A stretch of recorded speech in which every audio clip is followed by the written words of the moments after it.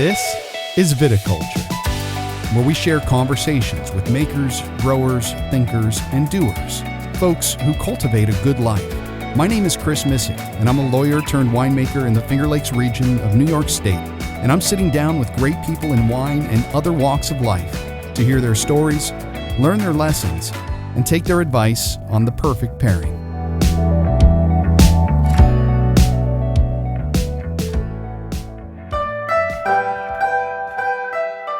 Laura Winter Falk holds a PhD in nutrition, is the author of the book Culinary History of the Finger Lakes, is a certified sommelier by the Court of Master Sommeliers, and owns and operates a tour company that TripAdvisor has named one of the top 10 wine tours in the United States and number 1 in the Finger Lakes region. Her tours, under the name Experience the Finger Lakes, take consumers on a deep dive of the region with curated visits and experiences at select wineries. We've been proud to work with Laura and her excellent team for several years. Wendell Berry has written, "Found your hope, then, on the ground under your feet." She grounds many in this special place that is the Finger Lakes, and for that, we're grateful. If you like this content, please help us grow by liking this video on YouTube and subscribing to our show on your favorite podcast platform.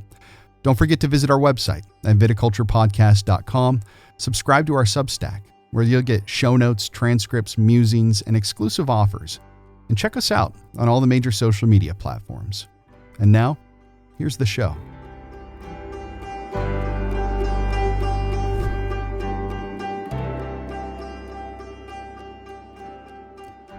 Like many people in the wine industry, you spent plenty of time working in another industry. Yes.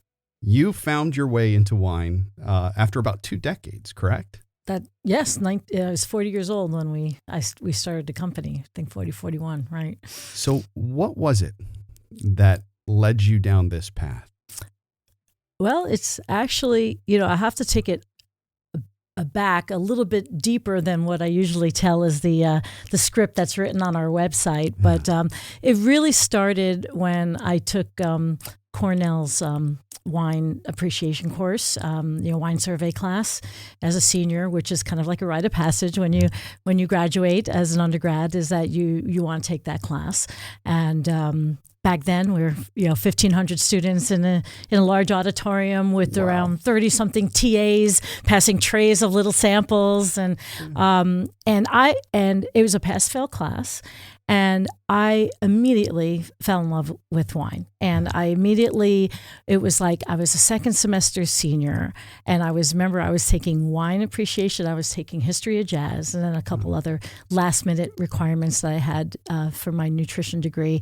And it was just those 2 classes that pretty much studied and everything else. But I remember, I must have been one of the few people who actually was like cramming as much information that I could about wine in preparation for the test, just because I wanted to know. Yeah. And I have very vivid memories of going over to Robert Truman State Park with a bottle of wine and my audio tapes with my jazz and my notes on my on my wines, and just kind of studying during finals week. And it really just started right there. Just immediately took a liking to it, and then just became a fan and a vinophile pretty quickly. Did the classic thing when you're 22 and get your first subscription to the large format Wine Spectator. Back then, it was a very large format, and eating it up, and using opportunities and when you go out to fine dining. And I remember my husband and I came back from our honeymoon in Italy, and we had discovered Barolo, and it was like before everyone else had discovered Barolo. Before the Barolo boys came over. Yeah, the Barolo. And so we, tasted this wine, and we thought it was great, and we were trying to, we found it back here in Ithaca, and it was only at that point like $25 a bottle or something like that.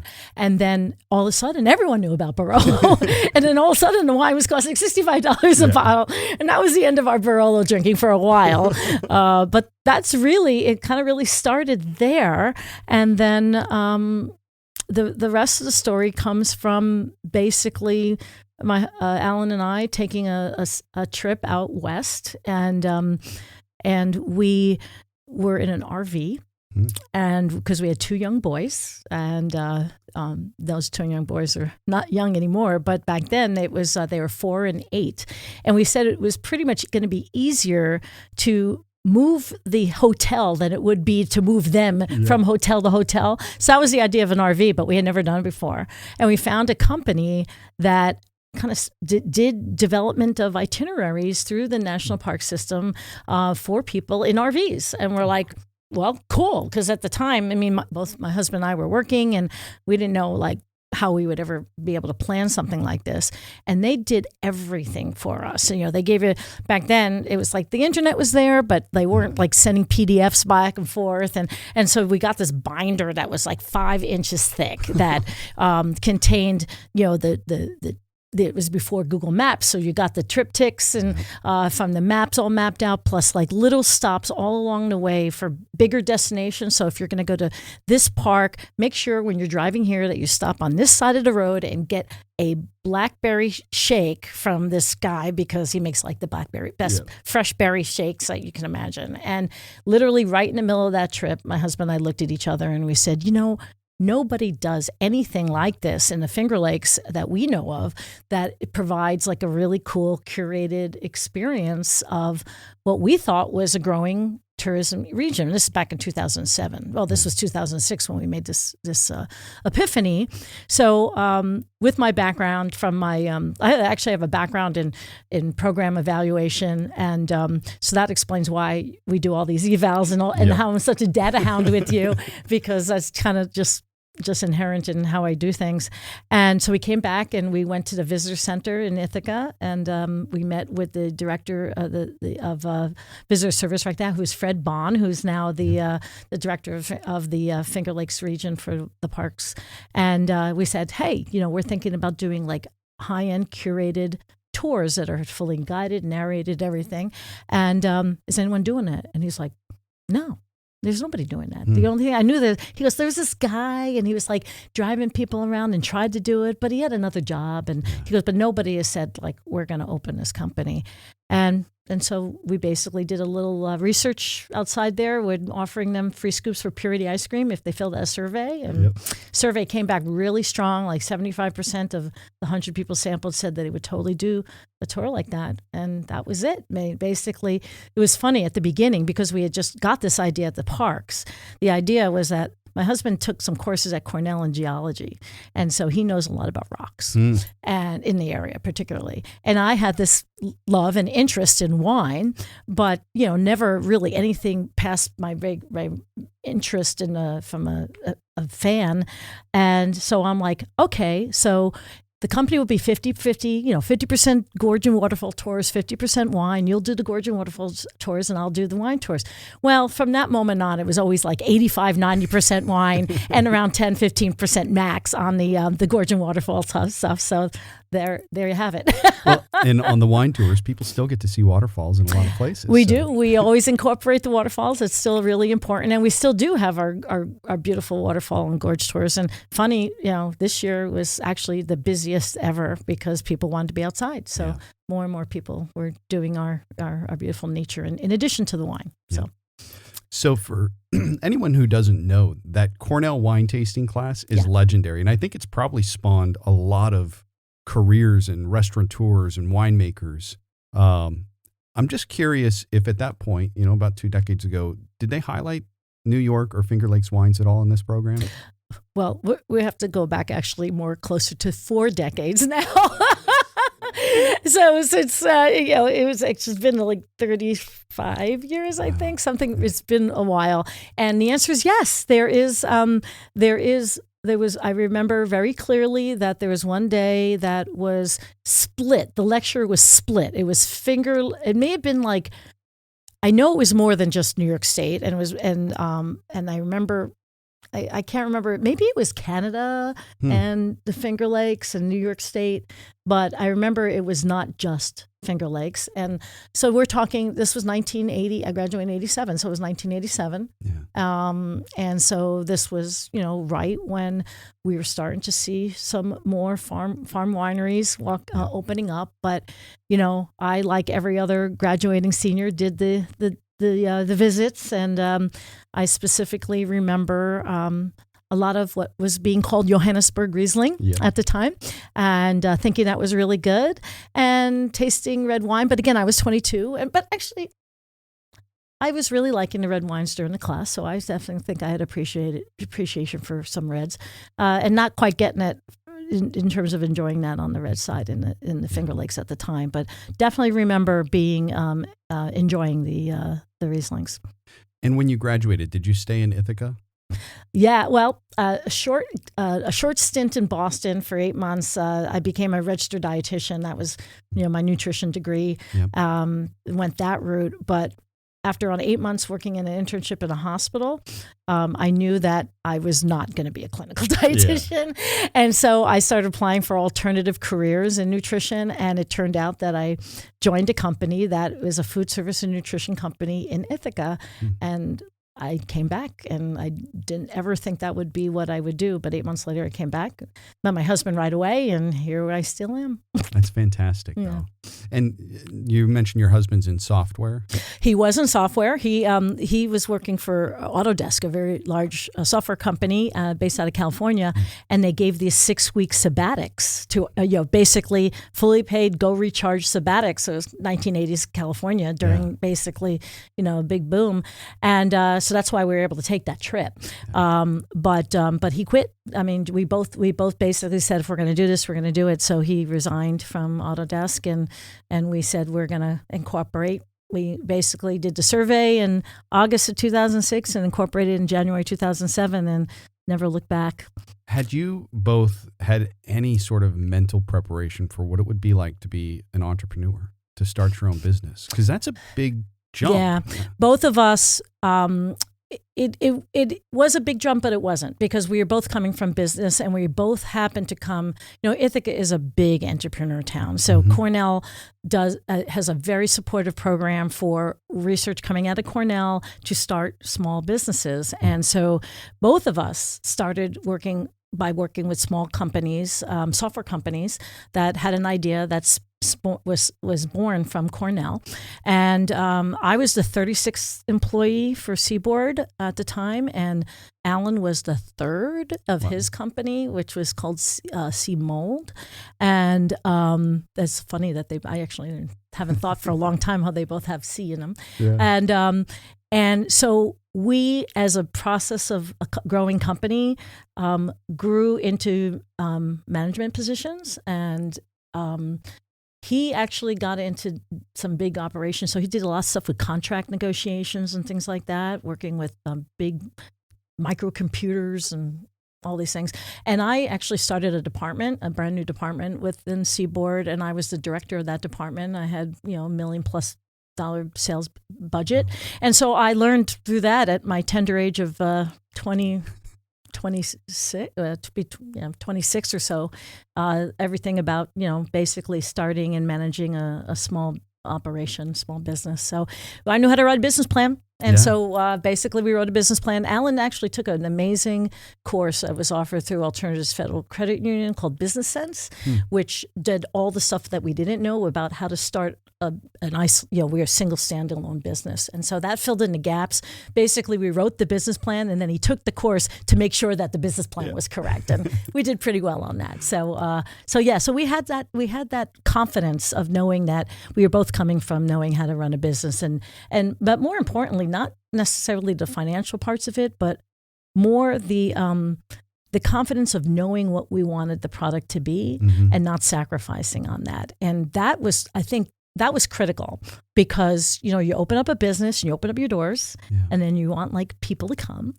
And we had one van and the two of us, that was it. And we're like, let's open graduation weekends we'll open up on Ithaca College graduation weekend, and we'll promote in the student newspapers about how come for graduation, get out on Saturday, graduation's on Sunday, do something fun. And we got 0 bookings for both those days. Wow.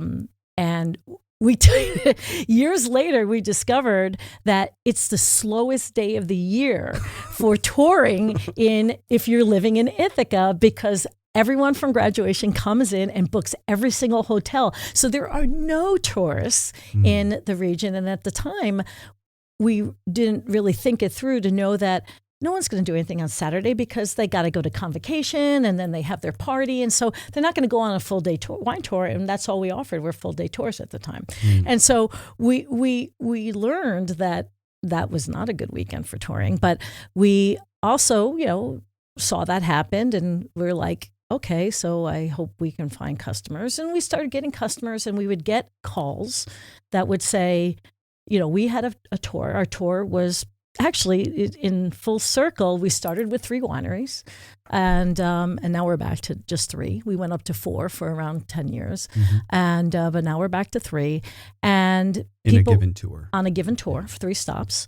We did a full day without lunch, and that was silly. And so we don't do that anymore.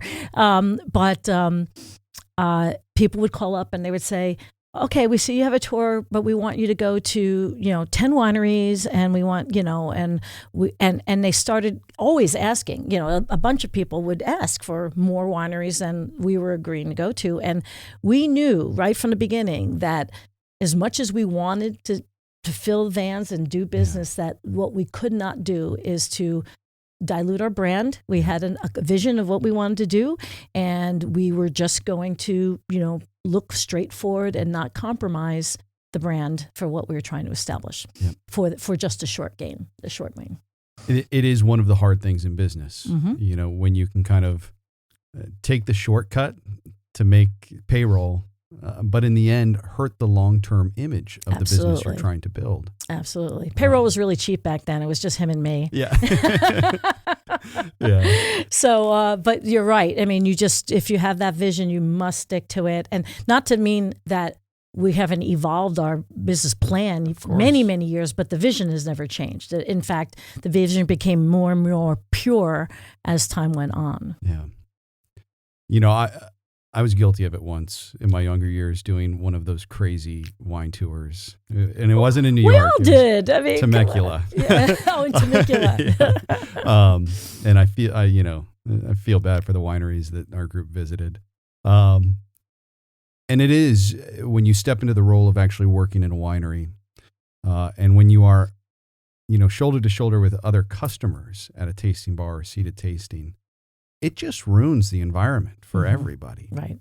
That's one of the things that I've always liked about your groups. So in our winery, we do this whole sparkling wine seminar.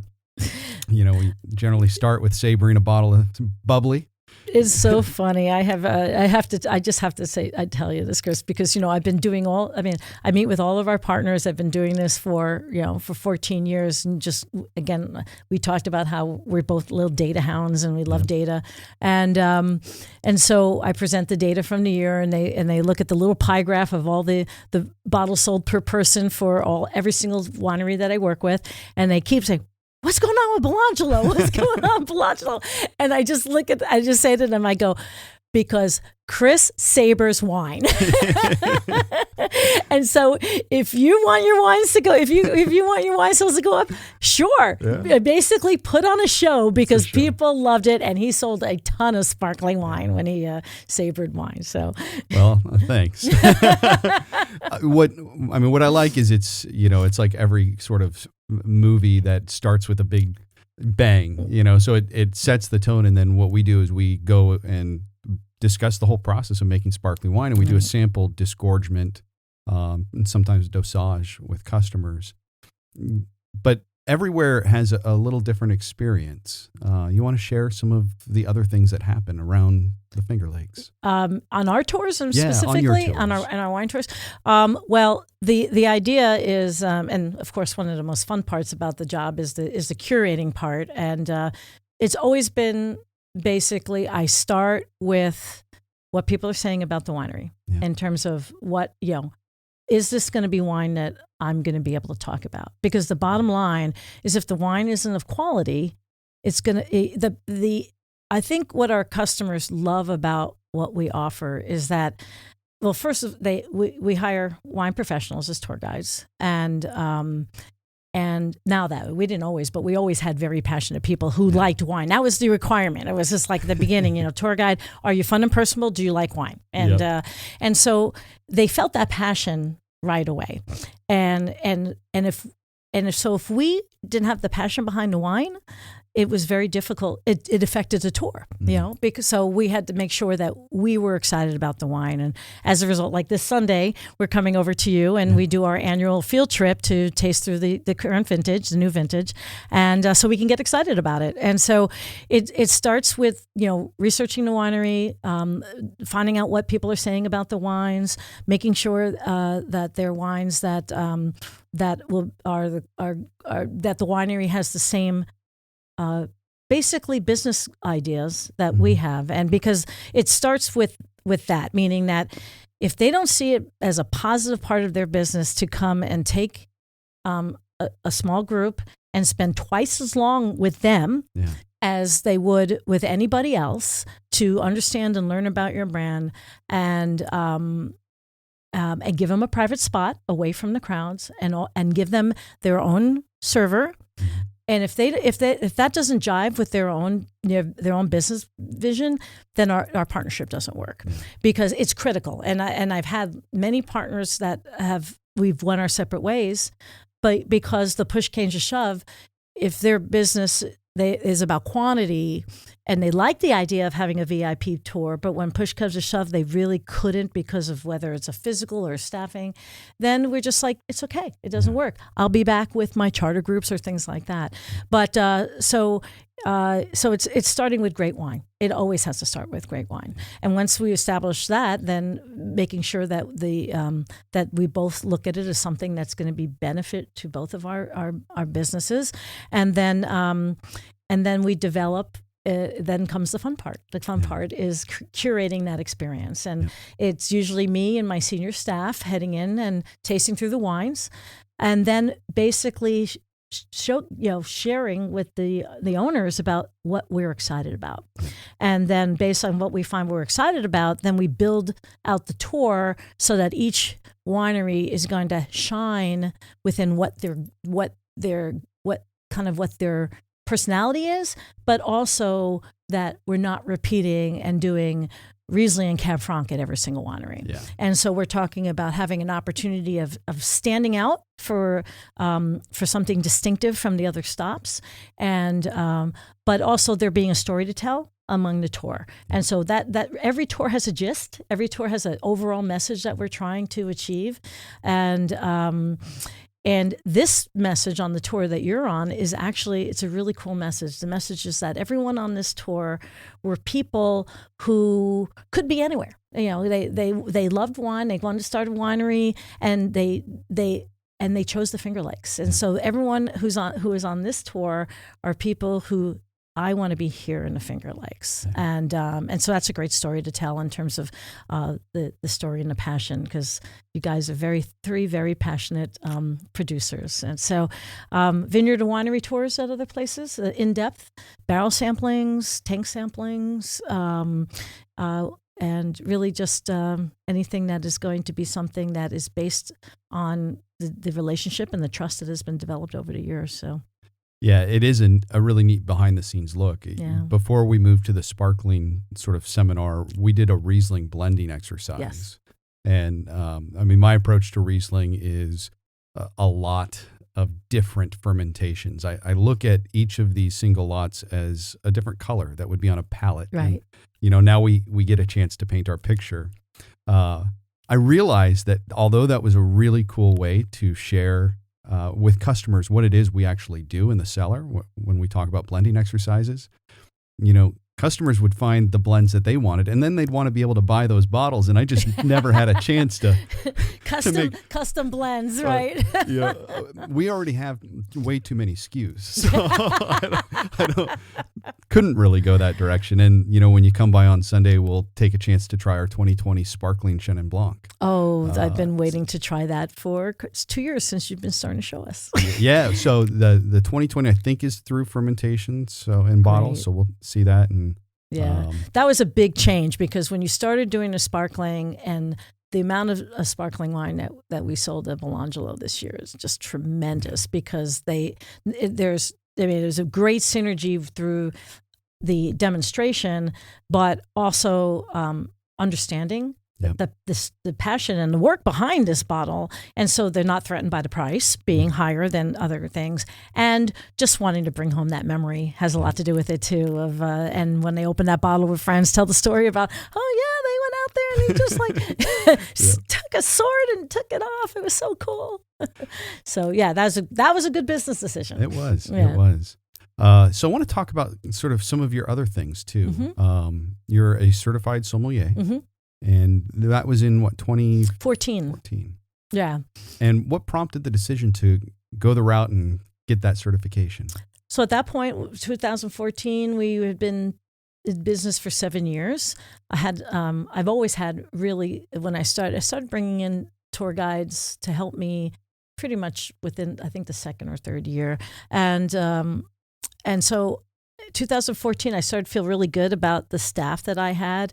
And I also felt that I was, basically, I'm an educator. My first job when I was 22, when I came back was training people on how to use software. Yeah. And this is like with DOS. Yeah. And I had a portable computer and it was the size of a sewing machine. Oh my goodness. And I'd bring it on planes and the guys would feel so bad for me that they'd help me lift up this thing that was literally, it was like 2 feet by 1.5 feet. And, but so I was in it and it was actually through that job and teaching that I realized that's why I wanted to get my PhD. Yeah. It was because I wanted to teach academics. Basically I thought I wanted to go back and go into nutrition education. And then, after going to school and getting the degree, I was an older student, right? Because I didn't go back until I was like 27. So I had my first son, and then I realized that the whole tenure track thing, I was kind of like a little bit past that in terms of what I was willing to give now that I had a kid, and then also I was part of a small company like you are, and when you and the way we run our business is like, you got a good idea? Okay, let's do it, right? Yeah. Because you're small, you're nimble, you could do that. And so I fortunately had that as my experience working for a small company. And then I all of a sudden looked at the bureaucracy that existed in academia and everything having to be decided in committee and that publishing a paper that I completed in 97 that didn't get published in 2001. Wow. That made me, and with no really delays, that's just the process, and realized that it wasn't fast enough for me, that in terms of making a difference and having an impact. And so so that's why I decided to take this route and went into a career and tour company that provided basically wine education on wheels. Yeah. And which has another reason to do why we were very specific about what kind of people we would take and what kind of tours we were going to do, because the running joke would be, I didn't go get my PhD to drive around drunk people all day. Yeah, exactly. But basically what I found is starting around 2012, 2013, that people were starting to ask me to do wine events, and where I would come and I'd bring 6 wines and I do wine pairings for, maybe departments at Cornell, different people who wanted for special. I did a couple weddings as part, in the Finger Lakes, in stations. That was really cool. And that I was working, based on the fact that my credentials were, okay, I own this company and I got this degree in nutrition. But I realized that if I was really going to have the credibility to do this kind of work, that I needed the real credentials, which was to become a somm. And so that was the main reason, was to really do more of this wine events, because I love it. They're wine tour, typical wine tour is an 8 to 10 hour day. Yeah. A wine event is 2 hours. I get to drink with everybody. Why would I not? Exactly. And so, which of course set up beautifully for, what happened this year with COVID and everything. And the funny thing is, and the best part to me, is it came full circle in that started around 3 years ago that I got asked to be, on the faculty at Tompkins Cortland Community College teaching the wine marketing program. Yep. And now basically I teach all those classes now. So full circle, I'm back to teaching in academics for young people in the career that, helping them and launch their careers, which was the whole reason for going back and getting the degree in the first place. So it's pretty satisfying that way. It is. That's really cool. Yeah, really, really cool. It was when I remember when Jason from Cultivating asked me if I wanted to teach it, and it was very last minute because I had to, basically they had a change in the mid-semester, and he's like, I know it's crazy, I know you own a business, but would you possibly think about teaching this class? And the class that he wanted me to teach was wine characteristics and food pairing. I'm like, well, duh, Yeah. it's what I do, and so I didn't even hesitate. I said, "Are you kidding? Of course I do this." Yeah. And it's one of my favorite things that I do. Complete community service. I mean, I get paid for it, but it's worth it. I love my weekly class. That's great. Teaching beverages this year, actually. No wine. This semester is coffees and teas and spirits and ciders and beer. So one of the things that is neat, and it almost seems like it's been stratified. You've got Finger Lakes Community College up in Geneva. Right. And Canandaigua. And they've really taken the route of focusing on teaching winemaking. Yes. And viticulture, yeah. In viticulture, yep.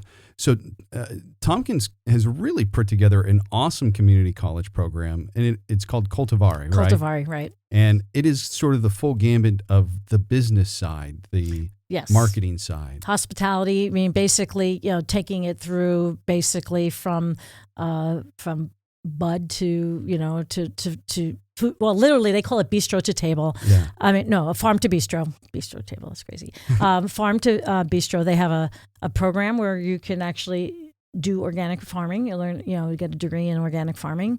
They have their culinary program, which is definitely the most successful out of all of them because in this current day and age of Food Network, everyone wants to be a chef. And they have wine course requirements as part of that culinary program. So I do a lot of teaching to the future chefs in the region. Then they have the wine marketing program, which is about people who want to go into the wine industry. And then they have a classic hospitality, kind of like the management, and so it's great because we are servicing that the business side of the industry, and because of one of my favorite and most rewarding parts actually of my job is that I get to help place people in the industry, which is helping of course the great students and that is helping them start off their career, but also getting good people to work in the region, and to be able to make those matches and it's not just like it's a carefully vetted match. It's like I know your personality because I had you for 2 years in classes, and I think you're going to be perfectly suited for this person, and then introduce them and of course often taking some of the best ones and hiring them as a tour guide. Yeah. Which I've done twice now. Good recruiting, bro. When I can. It is interesting because, you look at some other famous wine regions around the country, and they serve as magnets for people to move out there. Napa, obviously. And so they're attracting people with an interest and a skill set from all over the country. Mm-hmm.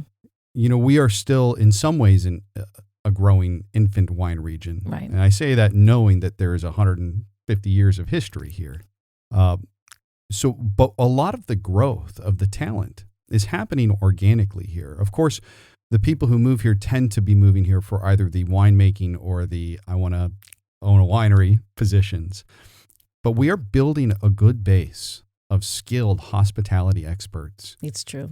And I think, your work there has been crucial, and we just need more people of the mindset that this is an important asset for the region because our hospitality grows, every other business around us grows. It's true, and it's the one, like I said, the culinary does really well, and I have turned many of these young adults into wine because they're required courses to take that, and so I explaining to them how important it is as part of looking at culinary in general, but it's an interesting thing for a 2-year program, an associate's degree, in that I found that, 18-year-olds who are deciding what to do, wine's not in their it's not in their, it's not there. I mean, it's just they haven't had it, and so they don't really know anything about it, and so it's not something that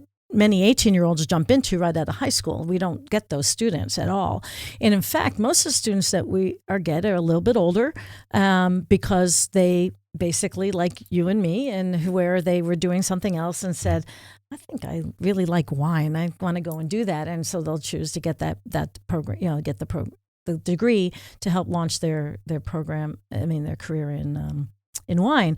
But and so it's it's not the typical community 2-year community college route. I mean, same thing with your program. I mean, how many people graduate from high school and say I want to be a winemaker or a grower? It doesn't happen. It's usually an older thing, and so it could make recruiting and finding those people a little harder. But when we get the students, they're amazing because they're there because they want to be there and they know exactly what they want to do. And so you're teaching in that just out of high school age group for a lot of folks, though, right? For the culinary, yes. I end up teaching them through culinary because they, again, it's not hard for the 18-year-olds to go into, say, I want to be a chef because they've been watching Food Network for 8 years, And so, but what they're learning for the first time is wine within that context. And I teach the required course for those students is the survey class. And so where they're basically learning about the wine regions around the world, of which we spend a day on the Finger Lakes. And then the beverages class to understand the role of all the other beverages. So they're going out there with a nice solid level of understanding the world of wine. But I have been encouraging the director of the department to say that, the other course that I teach, this wine characteristics and food pairing, I think is actually even more vital to this culinary students than, hey, here's the world of wine and all the different regions and learn about wines from Greece and learn about wines from Portugal, because I'm giving them the skills on how to pull out tasting characteristics. Exactly. I mean, literally teaching them how to train looking for aromatics and structure profiles, and then thinking about how they're going to make their food taste better by how they pair it with wine. And that is what many of my students who go on to be chefs really, really appreciate that. And they're really good at it too, because by the time they take that class, they are so good at pulling out aromatics and flavors in wines because they already know this. I mean, they know what a clove tastes like, so they could pull it out in wine and it smells like, and they're really good at identifying aromatics because of that. So in the wine media, I feel like 10 years ago, it was boomers have adopted wine, millennials have barely adopted wine. What are we going to do? Are we losing millennials?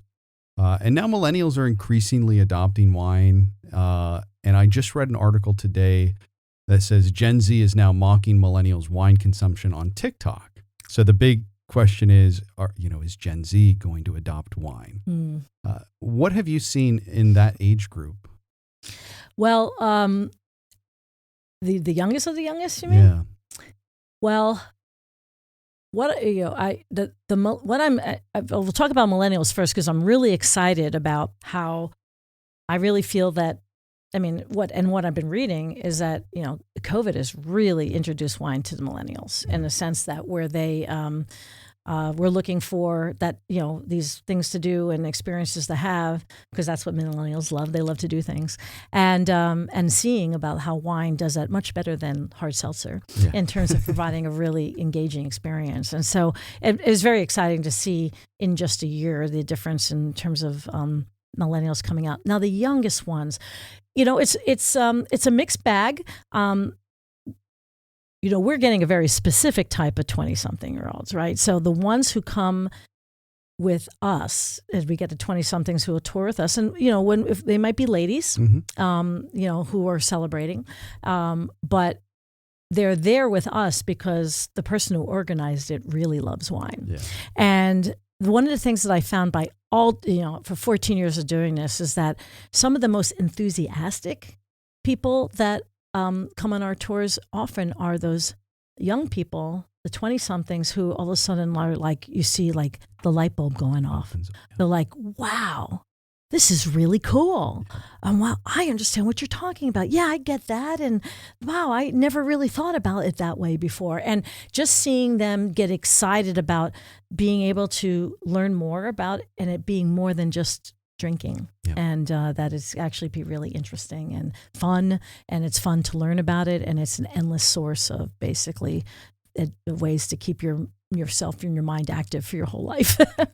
It was visiting a winery when I am in California, and just having that aha moment, sitting with a bottle. It was a bottle of Merlot, on the grass, having a picnic with some friends.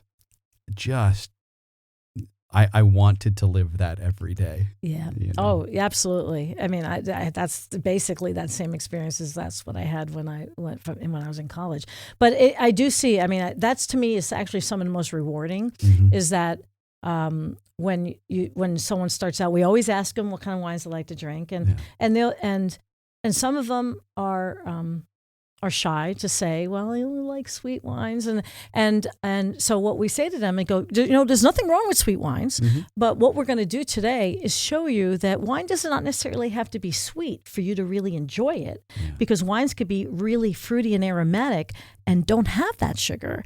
And you might find that that's what you really like, is that you like fruity and aromatic, and you don't necessarily need the sweetness to be able to enjoy it. And so they feel so much better about, first of all, saying, if that's what you like, that's what you like. There's nothing wrong with that. But there's a whole world of wines out there that you have even let to even learn about. And so they that's what they love so much.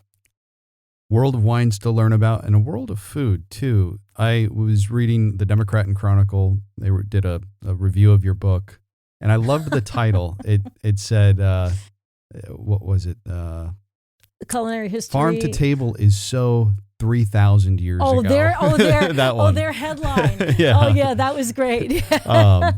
So I'd just love to have a chance to talk a little bit about your book. There's some really neat history, and it ties in. I got a copy in my car. I gotta give it to you. Fantastic. Do you have it? You don't have it, do you? I had it a while back. I lent it out to somebody. Because I remember when I first met you. Yep. It was actually right when it got launched, and you had put your book out, and I'd put my book out, and I think we traded. So I'll give you another copy after we're done for sure. I'm sorry, what were you going to ask? No, so I just would love to talk about it. So much of the history of the Finger Lakes is tied in with Native American history. Yeah. And it tells the story of what food was here millennia ago. Yep. And in some ways, it's interesting because these are still the root of what a lot of our local food culture is about. Oh yeah, I mean, particularly one of the first industries that we had was the apple. New York State apples have been known as being some of the best in the country, going all the way back very early to the 1700s, and all of those trees were trees that were planted by the Haudenosaunee in trades. The actual eating apple, actually the cider apples too, came over from England because they were a significant favorite fruit of the people who were coming over. So they brought their apple seeds with them. And so they went from basically the ports all the way through getting traded. So when people started settling in here, there were apple trees everywhere that were planted by the Haudenosaunee. And then for me, what was always so fascinating about that period of time was that the kind of farmers that they were. I mean, they were amazing farmers, and there were these journal entries about walking in and finding you going over to a place on the Cayuga Nation where they have because they all lived in these giant longhouses, and they would describe them filled with corn, just completely filled with corn, and through that the growing of corn in a symbiotic Three Sisters way was so ahead of their time in terms of sustainable growing, right? Because the United States went through this period of monoculture that was very damaging to soils, but they built in right in this system of nitrogen fixing going on right there in their own little encapsulated wonderful little mound that provided a sustainable program for growing, and that made them very, very very wealthy as a community and powerful, so that when it came down to the Revolutionary War, both sides were vying for them because of that food supply, the provisions and food supply. And, that was unfortunate that they couldn't come together on their decision on how to support. So, and for those, especially that aren't here locally, the Three Sisters is an awesome growing technique. You want to describe it? Yes. So the Three Sisters is the concept of growing corn, beans, and squash together in a mound. Yep. And the idea being the main crop, the crop that the cash crop is the corn. And then the other crop, the squash and the beans, are supporting the corn crop, but also providing their, obviously nutrition in their products, but also providing really important roles in the health and of the corn, and as well as the farming itself. And the in the Haudenosaunee culture, they describe each sister as having their own role, and they describe the corn as the older sister who stands up straight and is the one who provides the support and structure for the family. And then they talk about the squash provides the ground cover, and that the squash is really kind of impish and wild because it spreads all over the place and they're a little hard to control, and that and the beans are shy, and so they swirl themselves around the legs of their big sister and peek out every now and then of being shy. But it's great visual. One of my favorite things in that book is that I asked Chris Loomis, one of my tour guides, who's an artist, to draw his picture of that for the book, and I love that illustration that he did. That it's kind of like part human face, but coming into the mound. So it's a great story. I always tell that on my when I do step on tours with a bus full of people, and I read that quote out of the book because it's really neat, because it's like sciencey nutrition, because each one. The three of them together is a perfect, amino acid complement. There's like my geeky nutrition person comes out every now and then. So you need all three of them to have a complete amino acid complement in order to have a healthy diet without meat. Yeah. So nutritionally, it's important. They complement each other as well, in addition to growing. And two things come to mind immediately. It's amazing how long squash will store for in the winter. Mm-hmm. The beans can be dried out. The corn will last. I always am amazed at agriculture because I learned these things in a book, and what it took for these cultures by trial and error, to realize, the nitrogen fixing component of the legume of the bean will continue to enrich the soil, whereas the corn will strip it. So you need that balance. Yeah. And the fact that it got lost, about that, that the success of that. I mean, who knows? I mean, I would love to dig in and find out who thought of that idea, right? But probably just because those were natural crops to the area and had been around for a long time. But and it's a shame that the whole monoculture thing kind of came around and wiped out that concept. But I think that's come around again now, that people are understanding the importance of rotating crops in fields and things like that. And I think to me, it's also important. Obviously, the soil preservation is key. Yes. But being so fixated on single crops destroys the ability for communities to create their own sort of breadbasket, so to speak, of a lot of different sources for vegetables and fruits that, whether you're in a CSA or not, complement the movement towards how important place is. Right. And in fact, that's kind of like one of the take-home messages of the book is that, when I wrote it in 2014, that was a busy year, 2014. Yeah. And I wrote it at kind of like the heart of, right when farm to table was the unbelievable buzzword. Mm-hmm.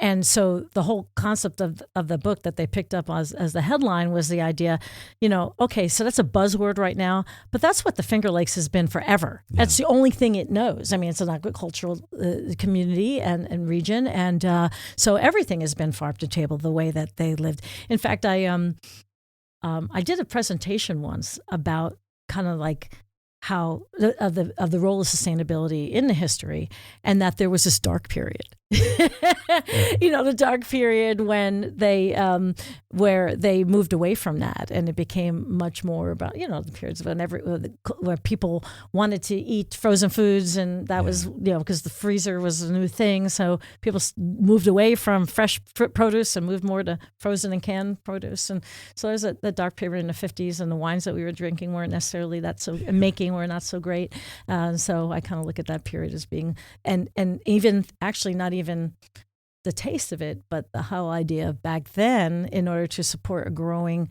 wine palate that was a little bit drier than we were providing through our fortified sweeter wines, that we were trucking in wines from California, right? Yeah. Neutral wines from California to blend into the Labrusca, and that wasn't sustainable either. And so it was just a really unsustainable period around basically a history of us being a very sustainable culture that can work and survive as a community very well on its own. Yeah.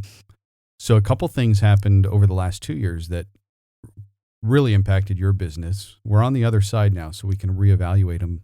One was some legislation that arose from a horrific accident down on Long Island. Yes.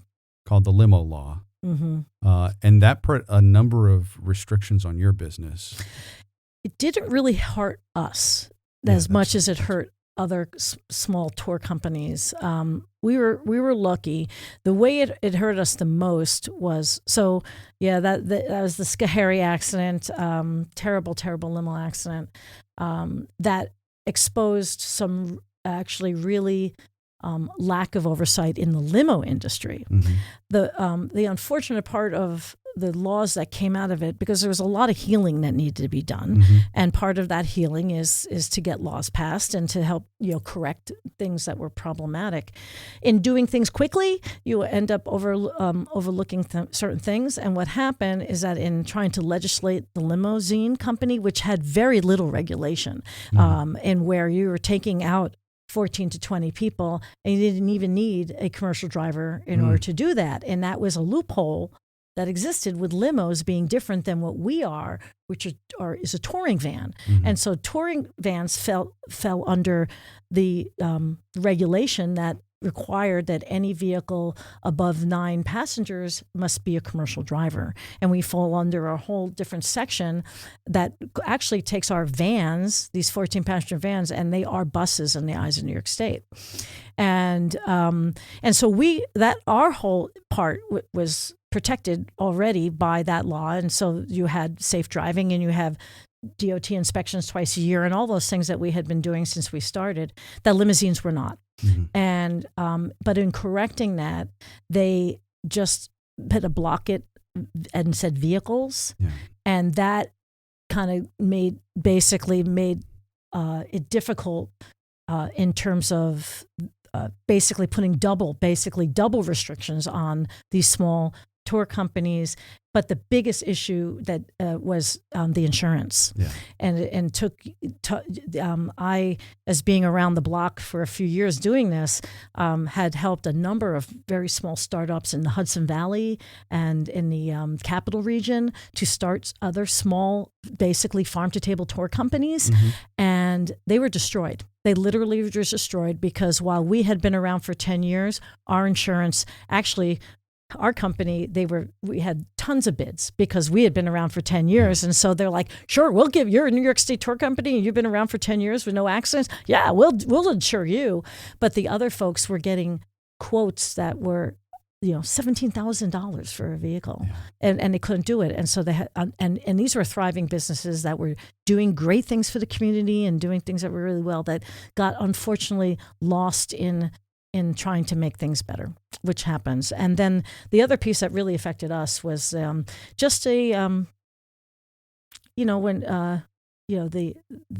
became very difficult for us to certify because when we hire tour guides, we need people who have CDLs. Yep. But what we do, because what our guides are like and how amazing that is, like we hire the guide and then get them the CDL. Yeah. We can't it doesn't work for us to get CDLs and then teach them the other way. It has to start with the people who have the passion and that ability to basically educate and perform at the same time, and that while carrying boxes of wine and all those other crazy things that are done. And so all these people had to get CDLs, which is a process we all went through. And it was a very thorough testing process that I had been working with with people for over 14 years to do. And then all of a sudden it became impossible. And where they were taking these incredible people who had done all the studying, and because it was this moving target of what they wanted and expected of these driving tests, that I was taking incredibly competent people who knew so much about how to drive safely on the road, who were just failing tests because of these unclear targets of what were trying to be achieved. And they hired a lot of new examiners too. And so when you hire a whole bunch of new examiners, they're all trying to prove themselves. Yeah. So it became a difficult thing. So that 2019, I literally had Van sitting in for the 2 busiest season months because I didn't have a tour guide to drive them when she was sitting there trying to pass a test. It was really difficult. It seemed to change a little bit this year. I think because it balances out when you have crazy things like COVID happening and realizing that companies are struggling, that our Michael, who had to get certified during COVID, did the work and got it done on the first try, which is something we didn't experience in 2019. It is interesting whether it's a Department of Ag and Markets inspector or a new wine reviewer for a magazine. If it's that first year, you better watch out. Oh man, because they're trying to and they're all young too. They were young people who you definitely know were. I remember with one of our tour guides, one of the hardest working people I know, and on the third, she failed twice and that person made her go through 6 railroad tracks, of which she did the same thing over and over, and she failed her because she said that she stopped too far away from the tracks. It was supposed to be 15 feet and she stopped 30 feet or something like that. But live and learn. Yeah.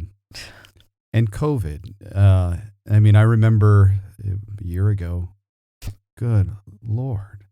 I didn't know if we'd ever reopen. I didn't know if we'd be able to sustain ourselves on the heels of what had been a difficult year in 19 with the Limo Law and the regulations. Right. What was going through your head a year ago? Going through your head a year ago was like, how was I going to afford to give everybody refunds for all? I had tens of thousands of dollars in down payments of people who were, and full payments of people who were scheduled. We were starting out with an amazing spring. We had bookings for March, we had bookings for April, and certainly May is always a big month for groups, and I couldn't service them. So so the first thing I did was basically write a letter to everyone who had a reservation and said, okay, you booked this tour because you want to come to the Finger Lakes. Just hold on right now, and just if you could wait a little bit and not ask for a refund, get credit, things like that, just so we can see what's going to happen. Yeah. I'd really appreciate it, because the next thing you know, we had no money. Yeah. And literally, we had no money, and thanks for EIDL. Saved us. That EIDL loan came through very quickly, and every single penny of it went straight to paying refunds. Yeah. And people who I owed money, who I couldn't give the tour to, and they were going to, they're going to be a wedding party who was planning on going out in April, and they're still going to get married. Yeah, they're not going to want to do a tour no matter what. No. That ship has passed. So that was very scary. Yeah. That was very scary. And but then there's lots of silver linings that came out of it. Yeah. It allowed us to pivot to the model that we are now doing, which is, we at a safety switched over to 6 instead of 14. In our 14 passenger vans, we took only 6 people and discovered that is the perfect zone for what we deliver, and that's what we're going to do, moving forward. And I had as you knew from our meeting last year at this time, that I was moving in that direction. Yeah. Best thing is you go out and you buy a nice little Mercedes, for 6 people, and then 2 weeks later, everything closes down, and this new vehicle is just sitting there in the parking lot for months. But that's the direction we were heading, in smaller, more even higher end premium experiences, and it just led us to go in full hog. Yeah. Let's just do it. I mean, literally saying to Alan, well, you know what? If we're going to lose money this year, then at least we'll lose money doing it the way we want to. Yeah. And it actually turned out to be a successful year for us, for our tours, and then for our winery partners. And sales have been better than ever before in wines for these people, because they're getting an even more intimate experience that we were providing them. And as I say to everyone is, we always thought 14 was a small group, Mm-hmm. and that people really got to know. But when you take it down to 6 people, they were getting to know you really well. And we had always said that, in our business, of small business that's offering premium boutique kind of experience, whether it be a wine tour or the wines that you sell, it's all about the relationship. Yeah. And that is what they take on, as much as that relationship and that story as it is that bottle of wine. And that's what the difference was. And I love it. And I love, and that's why we're not going to go back. It was amazing to see. I mean, the changes were tough. But I think overall, we're all in the same boat. Obviously, if we could go back, we probably wouldn't have COVID happen. Yeah. But it was a way to force us to look in the mirror and say, how are we going to operate moving forward? Exactly. And many stories of reflection that that in terms of, like, am I doing what I really want to do? And am I happy with what I'm doing? All over the world, for sure. And I think for both of us, it was something that made us stand back and say, what's the essence of what we're trying to do? And so it worked out well. And then the whole virtual thing is another whole story for, in terms of the market that presented for me, and being able to realizing, hey, I could do this whole education thing and over, computer with little squares, and make people have, showcase Finger Lakes wines and showcase Finger Lakes cheeses. And each virtual I did, so each one kit that I sell supports 10 small businesses in the Finger Lakes. So that was something that I felt so proud of, that I looked back in 2020, and my virtual program literally helped 88 different small businesses, between wineries, farmers, wine shops. It was really something that I look back and feel really good about. Yeah. Plus, all these people in California now know about the Finger Lakes wines and like them. That has been pretty interesting to see. Mm-hmm. I mean, I had a conversation with another producer, and the focus of it was, we're opening up so many new direct-to-consumer channels. Right. Are we even worried about signing distributor agreements and setting up for wholesale in these states? If people are enjoying our wines, we're going to sell 1,000 less cases, but we're going to sell a lot of wine still, and we're going to develop a deeper relationship with that customer. Right. Or maybe be more discriminatory how you distribute, right? Yeah. And because it's still really nice to have your wine in those really nice restaurants in New York City or something. But the West Coast people who have been discovering Finger Lakes wines, it's been really cool, because they are recognizing that there's actually good white wine out there. And many of them didn't know that they could like white wine. Yeah. And I remember this is one couple who they did a private. It was just the 3 of us, and they have a home in Napa, and he actually owns a vineyard in Napa, and she loved our wines. She loves the Finger Lakes wines because she loves the acidic structure on them. And she had no idea that she can get those kind of, these kind of white wines that even existed out there. It opened up a whole new eyes for her. And I was like, I go, California wines are really rich, and they can be made, very mineral driven and acid driven, but it's really hard to do that in 105-degree weather sometimes. Yeah. You can't fake authenticity. Yes. And you're going to get authenticity with particularly structure, right, and acid driven wines here. Yeah, exactly. And so that was really, and it's so much fun. It's so much fun to do that and introduce that to people who had no idea. And so, yeah, we got a lot of new fans out there all over the country as a result of not just me, but all of us who have got on the screens and started talking about our stuff, and lots of people who are at home ready to buy wine because they have nothing else to do. So where do you see, the next 5, 10, 15 years for the Finger Lakes? You know what? I've been thinking about this, and what I've been saying, and, I don't have a crystal ball, but I could give my thought on it, is I think there's going to be, I don't want to say it as I don't want to be taken the wrong way, but it's going to almost be like this tale of two regions, in the sense of the wine region that they're going, I definitely think that there's going to be a demand for all those big groups who want to come back and get out and spend a day and, and enjoy wine in a very, very casual, celebratory way.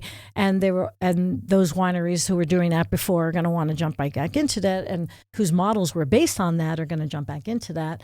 And, but as a result of everything that's happened, there's going to be a very, very high-end, more exclusive group of wineries who are not afraid to say, yes, our tasting fees are going to be more, but it's going to be worth it, because not only are our wines worth it, but the experience that you're going to get is going to be worth it. And so, and that, that is what I've been trying to do for 14 years. It's been trying to, literally. And now, the wineries got to see that, okay, we can do this, and it could be what we do, and we don't have to necessarily have, like you said, people shoulder to shoulder at a bar, and that we can take that time and, spend a little bit more time with them, pay a little bit more in tasting fees to do that, financially, and be able to make wines at a price point that will be worth what they represent. So I think there's going to be two very different markets, probably some hybrids in there too. But I think, we'll become better at, I think there's still things in the region as a whole in terms of tourism that we need to do, in terms of welcoming the visitor in a full way. Now that we have these incredible experiences at these really wonderful wineries, we need more accommodations that are at that same level, at that like really high-end boutique level, in places that Ithaca has a few. We got places over at Cayuga with the Inns of Aurora. We got some over here in Geneva, but there's a lot of space in between and some major gaps, and that can really do well with those kind of really service-driven, hospitality-driven accommodations. And then, FLX Hospitality is doing a great job in promoting great, food service, and to offer great restaurants here. And what Christopher and Isabel are doing is fantastic. And I hope when restaurants start booming again, that we start bringing in a lot of more really high quality foods. Ithaca's got a bunch of them, and now Geneva does, but there are still other places that can use them. There are. And what I'm finding interesting too is even the evolution of some accommodations, like the yurts that Dave Bonnell has done down there, at Sepulta, their great, really targeted high-end restaurant. Right. It's like luxury glamping. Yes. Yes. But you're right there on the water. Yeah. Stuff like that. We need to continue to see these projects grow. Exactly. And I have a little bit of ADD, but my attention's so focused on the winery, it's got to be someone else. Oh, I was going to say, I thought you were ready to tell you that's your next project, and I was going to say, oh my goodness, no. I think there's definitely a lot of opportunity for those, especially on the water. We just don't have enough of them on the water. We got a lot of miles of lake frontage here that we can do some more of that. East Seneca. and not just on the ends, in between. Yep. Yeah. And then, so that was regionally for you, Laura. What are you looking at the next 10 years? Oh, goodness. Those will probably be, what I, going into the home stretch, right? I wouldn't say that. The singularity is going to happen. We're all going to live to 180. Yeah, exactly. Exactly.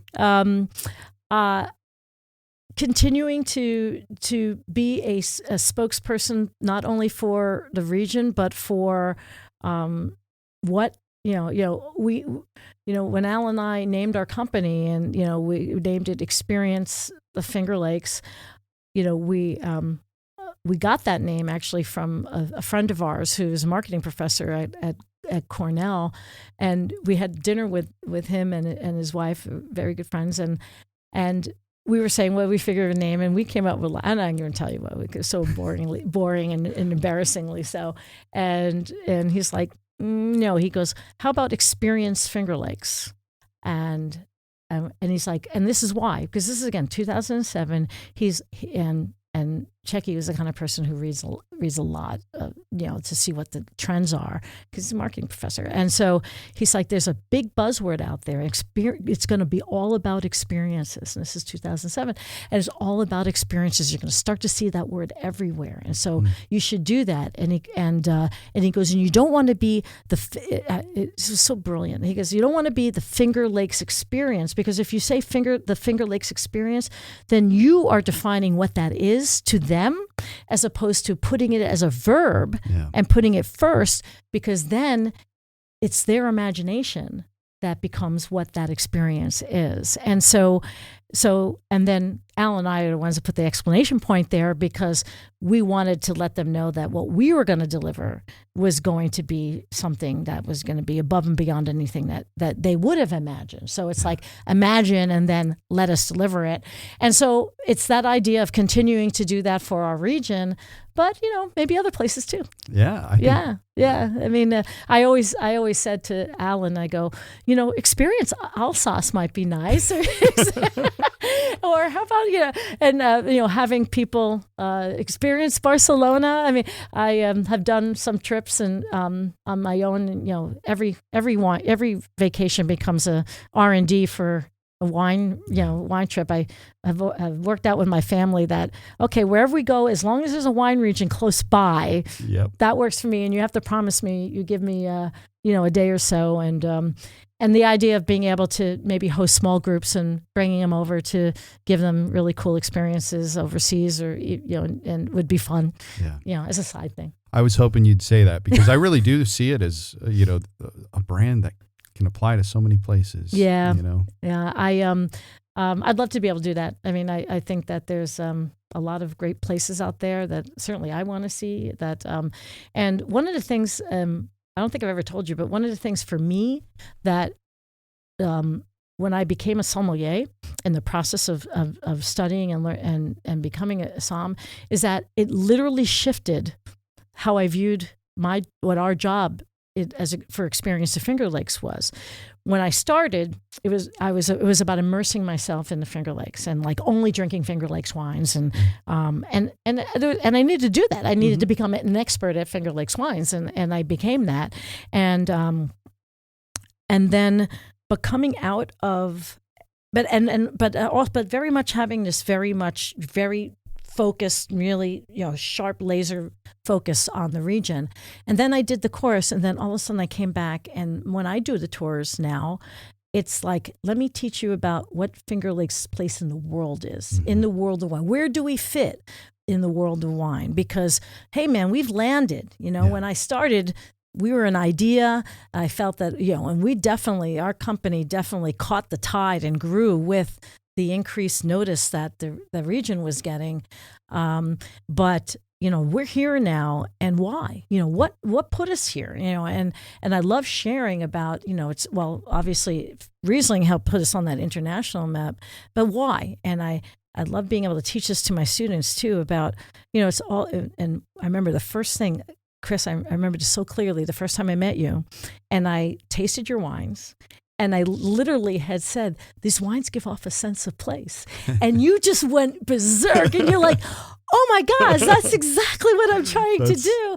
And then your book was named that. And then and that's what I describe. I describe about where, our Rieslings, they fit a need, and they have their own definition of what they are that is distinct from Mosel, that's distinct from Alsace, and that's distinct from Australia, which are the three other major Riesling centers in the world.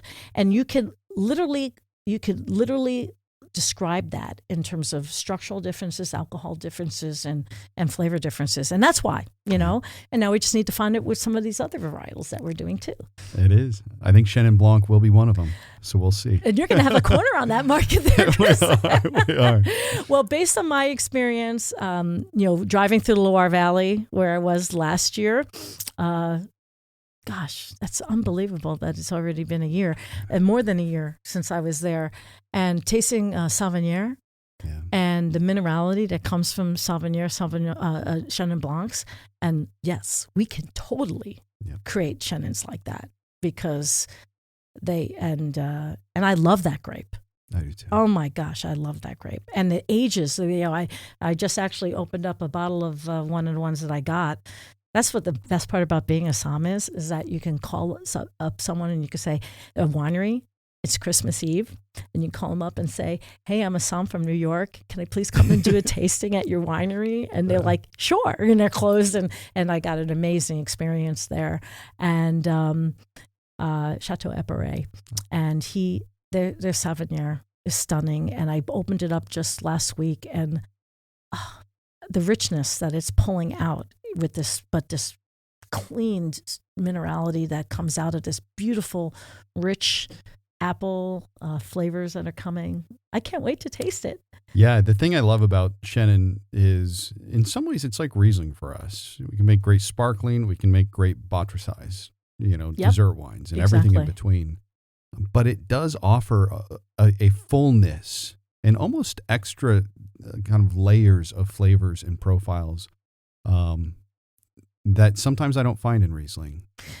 Yeah, I agree. I mean, yes, there's definitely, I think it's that it has a real richness in that tree fruit section, right? That real core, and you get a lot of lushness in that. That's different than the stone and tropical notes, but it's it fits that same boundary, right? You you see Chenins with, off-dry Chenins with Vray and then steely, mineral-driven ones in Sauvignon.